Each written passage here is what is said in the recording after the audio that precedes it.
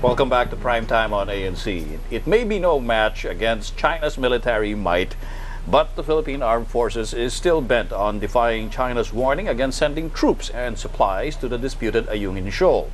Now, a little over a week ago, a Philippine civilian ship on a mission to Ayungin Shoal was able to evade bigger Chinese vessels. Tony, that mission wasn't meant to provoke China, but to assert Philippine sovereignty. And because we're dealing with a bigger country here, this is where the AFP's modernization comes in. And for our discussion tonight, we're joined here in the studio by Armed Forces Chief of Staff General Emmanuel Bautista. Do send us your comments and questions through Twitter. If you want to join our discussion, use the hashtag primetime or post your thoughts on our Facebook page. That's ANC 24/7. General, good evening to you and thanks for joining us tonight. Good evening. Good evening. Thank you very much, General Bautista, for coming over to the studio. And, you know, I guess everybody is thinking now, with the Philippines having brought China to the International Tribunal of the Law of the Seas, that it may seem that a peaceful settlement can be had of our territorial dispute with China. But even as that's happening, we still see China trying to reinforce its claim on parts of the Spratlys, the Ayungin Shoal in particular. And of course, our viewers will probably know that the Philippine military sent a resupply vessel to that ship that we scuttled on the shoal. And that encounter itself with the Chinese, showing how tense the situation really still is with China. Do you think that a military buildup by the Philippines is going to be a necessary step to counter China's presence in the Spratlys? Let me start by saying that we renounce war as an instrument of national policy. You renounce war as an Yes, instrument? that's our national policy. That is why we brought this issue for international arbitration. We want to resolve this issue peacefully through arbitration and not through the use of force or intimidation. But let me tell you that we have not invested in territorial defense for a long time. Right. If you have realized, we have been so focused on internal security issues. Sure. And so, to a certain extent, we have neglected addressing our other mandates, specifically territorial defense. And so our modernization program is precisely that, trying to catch up what we have not done for a long, long time. We're just filling in the void, what we have not filled up in for a long time. But with China's actions or recent actions in maritime waters that we consider to be part of our exclusive economic zone, does it make the modernization of the Philippine Armed Forces even more urgent? That's right. It brings to the fore the necessity of really upgrading our capabilities to establish at least a minimum credible defense, so that we are not bullied by other countries, or so that we're not forced into situations that can give us All right. Maybe General, you can help civilians like me and Casey understand what is a minimum credible defense. Minimum credible defense is a situation where other countries would hesitate in getting into our Really? Yes, to our territory, or And what would make being China hesitate to enter our territory? there are many factors that would make a country hesitate. No, I'm not. Not particularly Yes. China. Okay. We're not against any particular country, but if it's going, the cost of invading another country is going to be so high, then perhaps that country will hesitate. The cost, not just in terms of military setbacks, but also of international opinion, of world opinion, and being condemned by other countries. Many factors that would make a country hesitate invade another. Okay. I'm sure a lot of people would understand it better if you give us a visualization of what a minimum credible defense would look like. At least we should be able to know what's happening in our territory. So we would have radars to detect any intrusions, either maritime or air intrusions. So we have the ability to tell that there are unwanted people, unwanted persons in our territory. And to be able to at least tell the world that there are intrusions, there are illegal intrusions in our territory. The second part is being able to assert our sovereignty by being present, showing the flag in our territory. Thereby, yes, that ship, the Yes. Sierra Madre. we have to show the flag in our territory to assert our sovereignty. And also, if necessary, that we should be able to interdict any hostile intrusion. Our mandate is to protect the people in the state, to secure the sovereignty of the state and the integrity of our national territory. And we should be able to do that, Okay. if not unilaterally, with the help of friends and allies. After all, that is what the world situation is right now. People come together, I mean, countries come together. That's exactly what China has said last week, that the Philippines, by resupplying, by that resupplying mission, and by seeking this arbitration and filing that case, they're saying that we are portraying this role of a victim in the international arena, that we are portraying that we are being bullied by the Chinese, whereas all they really wanted was for bilateral talks to happen, and that the arbitration really damaged relations seriously between the two countries, that it was our fault, in so many words, that we actually provoked them. Your thoughts on that? Well, it's them who are provoking us. In the first place, who was using force and intimidation to assert their will on a smaller country like us? We are the smaller country here. And how can we in any way intimidate or provoke China? They were the ones blocking our resupply, blocking our fishermen, from doing their thing in the South China Sea. That's why we brought in the media to join us during the resupply, to tell the world who the real bully is. And I think we've seen that. We've seen who the real bully is in this case. You know, of course, we've seen some of the pictures that were sent by our own correspondent, Shara Zambrano. She joined that resupply ship to go to the Ayungin Shoal, and we've had Shara talk about her experience going to that part of the Philippines. But from your point of view, and also from just as a background story, was it a calculated move on the part of the Philippine military to actually send that resupply ship, knowing that the Chinese would be prepared to try to block it? Number one, it is a responsibility to resupply our people in Ayungin.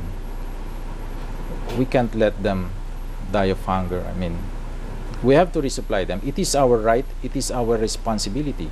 Our right and our responsibility. That is why we had to do it. And we had to really find innovative ways, creative ways to be able to do that. But you were taking a calculated risk because you knew the Chinese were watching. They were ready to move in to try to block the Philippine Navy from, well, it was actually a civilian ship that you used to reach the BRP Sierra Madre, but you knew the Chinese were going to act. What was the worst case scenario that you and the planners of this resupply mission had prepared for? We did not want to be provocative. That is why we used a civilian ship, as you mentioned.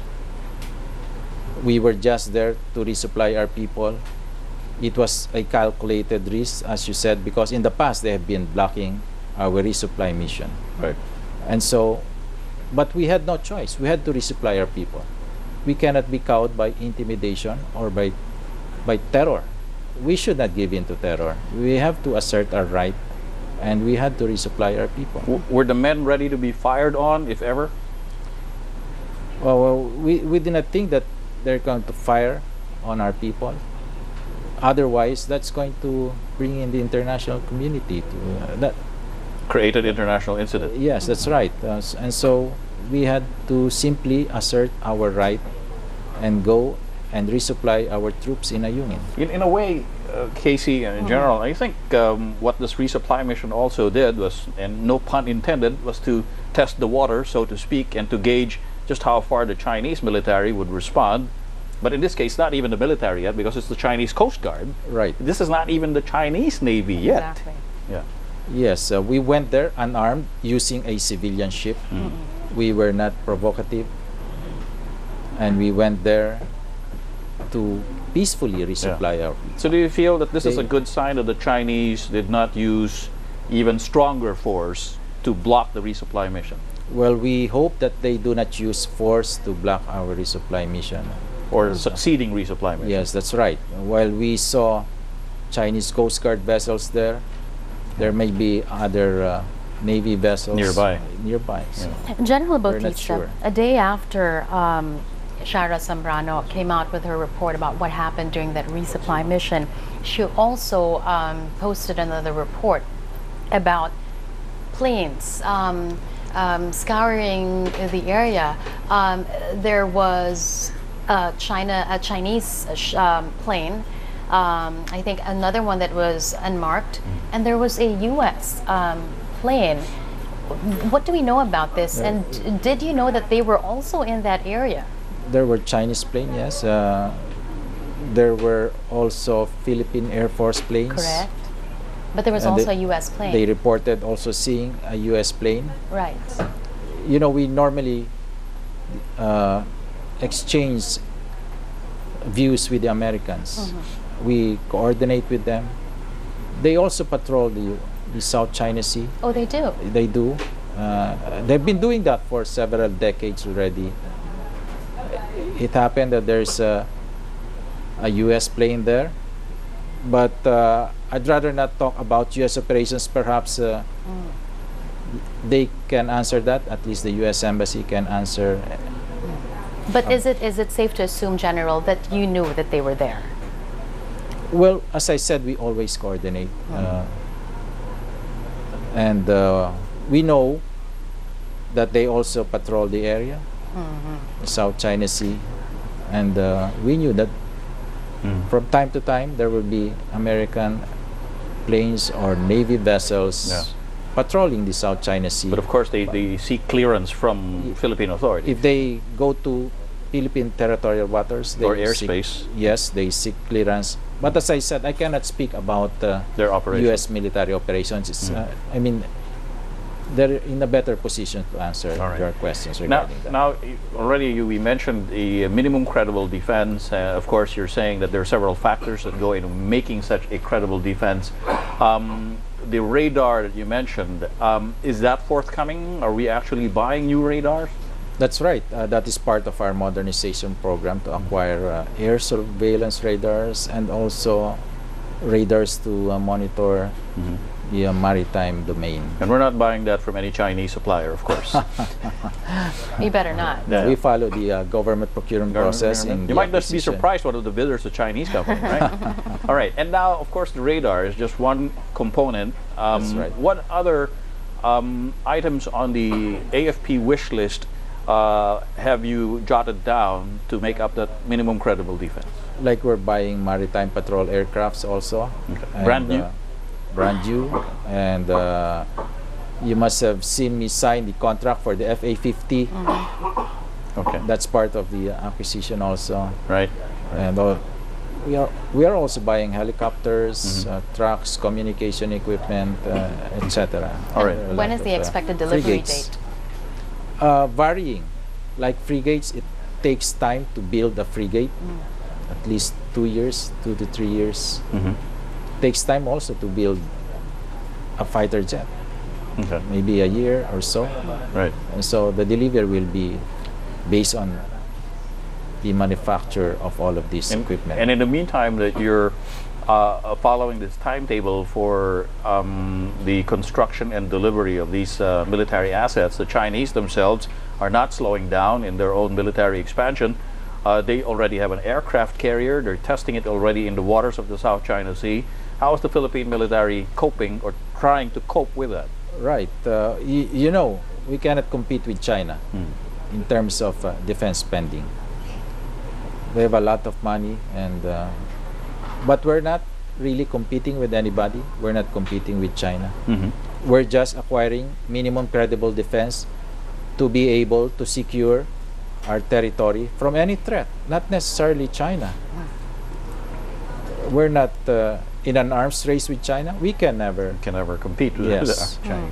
But this, General Bautista, this establishment of a minimum credible defense, does it also pertain to having allies protect and patrol our own waters? Are we looking at other countries probably to help us here as well? That's right. Our alliances with other countries contributes to minimum credible defense. Well, that's part of collective security, where I said earlier that countries come together to help each other, Yeah.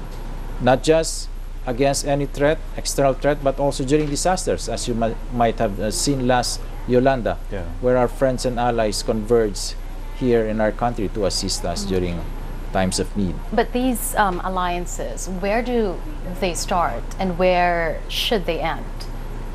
Alliances, well, one, we have only one treaty ally. That is the United States of America. We have other friends and allies. I mean, not necessarily with a mutual defense treaty, but we have friends out there. We also have the ASEAN community, and But- the rest of the world. So if the Americans come in and have an enhanced defense cooperation with the Philippines, you would welcome that? We welcome an enhanced defense cooperation with the United States. As I said, the United States is our treaty ally, and we have a mutual defense treaty with the United States. That enhanced defense cooperation, in fact, operationalizes this mutual defense treaty. But since you had the armed forces, where do you think should they be? Should they end? What are the non-negotiables, for example, for the armed Non-negotiables, forces? Like, there is going to be no permanent basing.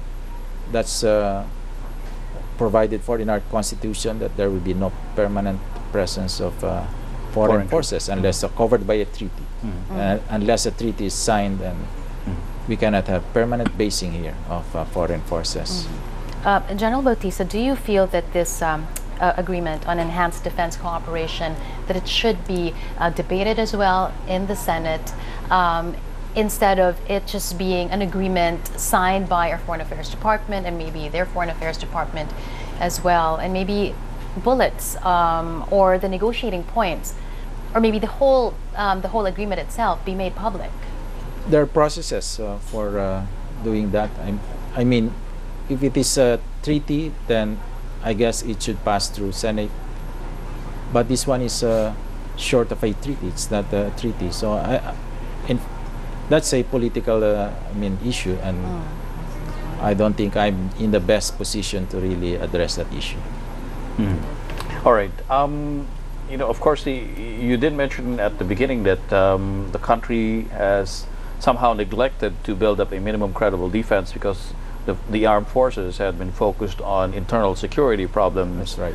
And now that we've seen the recent capture of several high-profile personalities from the CPP, NPA, NDF, including Benito and Wilma Chamson, do you feel that the NPA is already, how do we say it, a minimized threat that you can now focus on external security?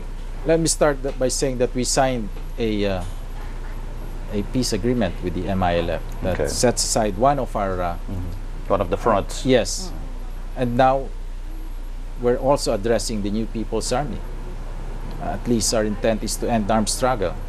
With the MILF, our intent was really a negotiated political solution. With the NDF, NPA? Yes, we have seen the decline of the NPA. And we have seen their setbacks. As you mentioned, the arrest of the Chamson couple. And we hope that this event, we hope that the NPA now realizes the futility of the armed struggle. There is no reason for us to really engage in armed struggle. There are many ways to pursue our agenda. More peaceful ways, more effective ways, as we have seen. With the MILF, it was a negotiated political solution. We've been in conflict, internal conflict, for so long, more than 4 decades. But what has it resulted to? Where has it brought us to? A lot of suffering for our people, a lot of futures of the youth destroyed. How long shall we go on fighting? Yes, we have a lot of problems, but definitely the solution is not for us to fight each other, to kill each other. But you did mention, of course, the negotiated settlement, at least with the MILF, having been signed recently. But with the CPP, NPA, NDF, the talks have bogged down. In fact, our own government peace panel doesn't seem optimistic that the talks can be revived. In the meantime, what is the military doing to address this situation? Well, we hope that the signing with the MILF motivates them and the other threat groups, that there is a solution, a peaceful solution to any of our problems. And we want them to end armed struggle. But you've heard the rhetoric coming from Joma Sison, Luis Halandoni, and you feel that the MILF peace agreement has motivated them? Well, you see, we have now many from their ranks coming down the hills. And I hope the rest of them see the writing on the wall that our people does not want any conflict anymore, does not want any violence anymore. We're sick and tired of that. And we hope they follow the lead of the MILF. For those who would remain up in the hills and continue pursue the armed struggle, it is our mandate to protect the people and the state, and we shall perform our mandate to do that. General Bautista, you mentioned the MILF, and we do know that the armed forces has two faces. It's not all about military might. It's also about humanitarian assistance. With the peace agreement now signed between the government and the MILF, you're not just about to leave the region, right? You're going to be engaged in development as well. Tell us more about that. That's right. Not just development, also help our people, assist our people during calamities and disasters. That's why I've been emphasizing that we should end all internal armed conflict now, because we have a lot of issues to face, a lot of threat out there facing us as a people. Climate change, we have seen the effect of that last Yolanda. We have problems with our West Philippine Sea. So we have a lot of issues to face. And hopefully, all our internal armed conflicts should be ended so that we can focus on these issues. We need to focus on these issues as a people. Now, just to, I guess, wrap up our interview with you, General Bautista, of course, the Philippine government is expecting the arrival of a very important guest. President Obama of the United States is coming sometime around the last week of April. Were there any talking points that the Philippine military also suggested be taken up, of course, during that very brief visit by President Obama? We're looking forward to enhance defense cooperation, to better cooperation, interoperability with our friends and allies. We have a mutual defense treaty with the United States, and we would like to strengthen that further. And we have been friends and allies with the United States for a long time, and we will be in the future for a longer time. So you want a stronger commitment from President Obama in terms of a U.S. pledge to help the Philippines with its military needs? I guess they've already said that, but we continue to look forward to stronger defense relations with the United States, our only treaty ally. All right. In the meantime, we'd like to thank General Emmanuel Bautista for coming over to ANC. I think it's your first time to actually be here. You did wear your best dress uniform, well starched, coming out of your wardrobe, and thank you very much for sharing with us your thoughts on many different issues confronting the AFP. Yes, thank you for inviting me. It's an honor to be invited. And we hope to have you back in another episode of Primetime. Thank you very much. Thank you. Appreciate it. Coming up next, a power rate hike is looming this